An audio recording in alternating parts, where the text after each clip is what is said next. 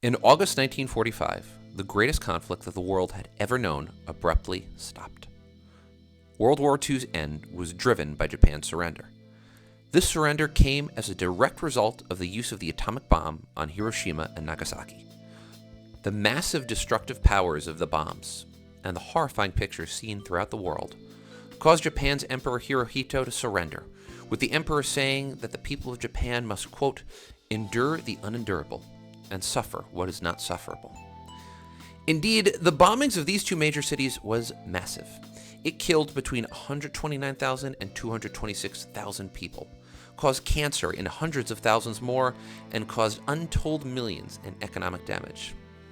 Those in each of these cities would curse their ill fortune, and those who had been brought out of either city by a twist of fate would unquestionably wonder why they were so lucky. What is less known is this.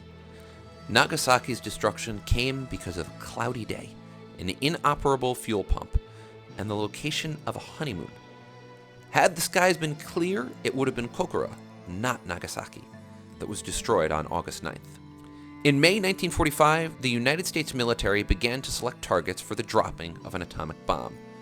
According to records, the military was looking for cities that met three criteria.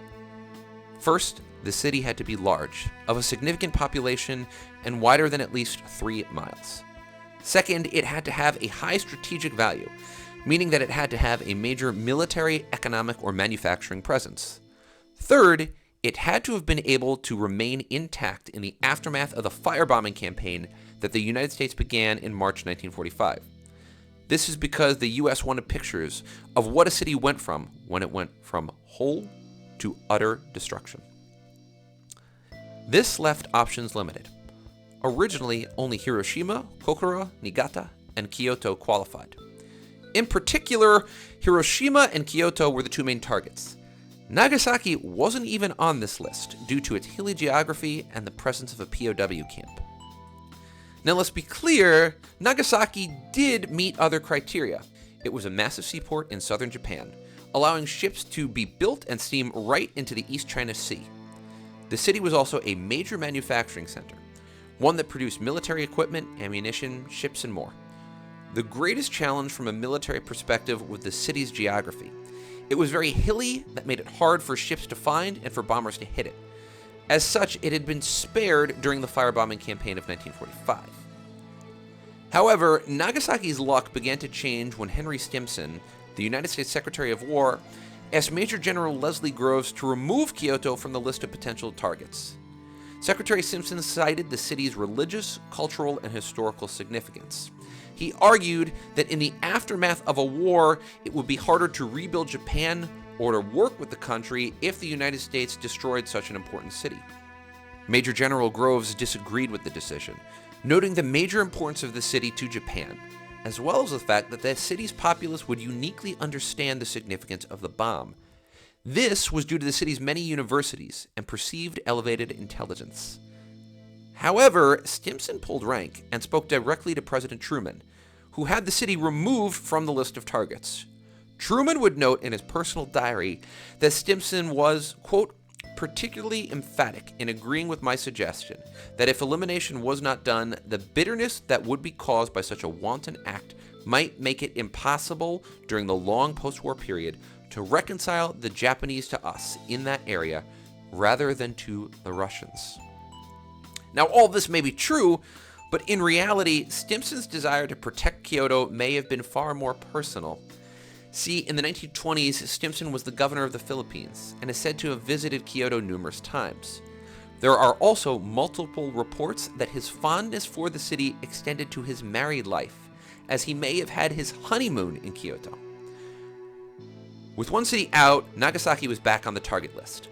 One draft actually hand-wrote the city back on the target list, but it appeared as fourth of 4 targets, still relatively safe. On August 6th, Hiroshima was bombed, with the little boy atomic bomb detonating directly over the Shima Surgical Clinic. The radius of the bomb was 1 mile, with fire starting over 4.4 square miles. Hiroshima had a far greater military presence than Nagasaki did, and an estimated 20,000 soldiers were killed. In total, Between 70,000 and 126,000 people were killed in Hiroshima. However, Japan did not immediately surrender, and the United States continued working its way down the target list. The next city on the list was Kokura, but bad weather was coming in. In an effort to avoid that weather, the attack was bumped up a day early, from August 10th to August 9th. The second atomic bomb, known as the Fat Man, was loaded onto a bomber known as the Boxcar. The plane was piloted by Major Charles Sweeney and co-piloted by Charles Albury. But there was a problem. During a pre-flight inspections, technicians found an inoperative fuel pump that made it impossible to use a large tank of reserve fuel. Switching the plane would have meant unloading and reloading the already armed Fat Man, a dangerous proposition. Making repairs would have taken hours, so the decision was made to send the plane in the air anyway. The Boxcar was further delayed when it failed to rendezvous with its escort craft. This, combined with the delayed fuel pump, meant that the aircraft was 30 minutes later than it had intended to be, and during that time, clouds reappeared. Visibility was further hampered by smoke from a nearby forest fire and black smoke from the Yahata steelworks. All of this covered an estimated 70% of Kokura. The Boxcar circled the city 3 times but never achieved a visual on its bombing site. With fuel starting to run low, and with 2,400 liters of fuel unavailable, Captain Sweeney made the call, and the Boxcar flew to the nearest city on their list, Nagasaki. At 11:02 a.m., the Boxcar reached the city, found a break in the clouds, and dropped the bomb. The hills of Nagasaki spared much of it from damage, but the Fat Man was more powerful and efficient than the little boy, and the damage was done. Between 39,000 and 80,000 people were killed in the atomic bomb.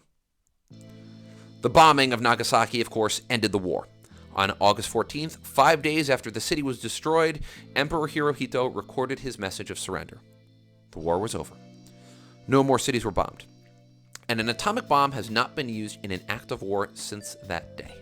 May it stay that way forever. All of that being said, think about this for a moment. One of the original reasons that Nagasaki was spared was because of its hilly geography. Nagasaki was only added to the list because of the removal of Kyoto. But it seems very possible that more people would have actually died if Kyoto had been bombed instead of Nagasaki. Furthermore, historians note that Stimson's concerns about the cultural significance of Kyoto were valid. It is possible that the bombing of Kyoto would have made recovery from the war much harder and could have driven Japan into the arms of the Soviets, not the Americans. In other words, Stimson's decision to spare Kyoto, though maybe personally motivated, likely saved lives. But there's an even more bizarre set of circumstances at play here. Bad weather, a delayed rendezvous with an escort plane, a broken fuel pump, a secretary's fondness for a city, and a honeymoon location.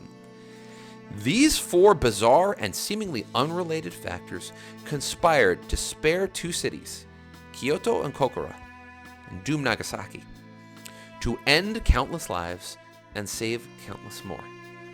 I have to be honest, on a personal level, this is why I find history so incredibly fascinating and so utterly horrifying. The fate of nations can turn on a dime. And in this case, 4 disparate factors came together to spare one city while dooming another. And that is it for this history-focused edition of Almost Something. As always, my friends, I hope you enjoyed it and I hope you learned something new. Please let me know what you think. Leave a comment or a like below. As always, I specifically want to ask that you do subscribe to this channel if you enjoy what I have to say. We will keep pumping out more historical videos, and I hope you find them interesting and useful. And as always, have a wonderful day out there, and don't let there be any almost in your life.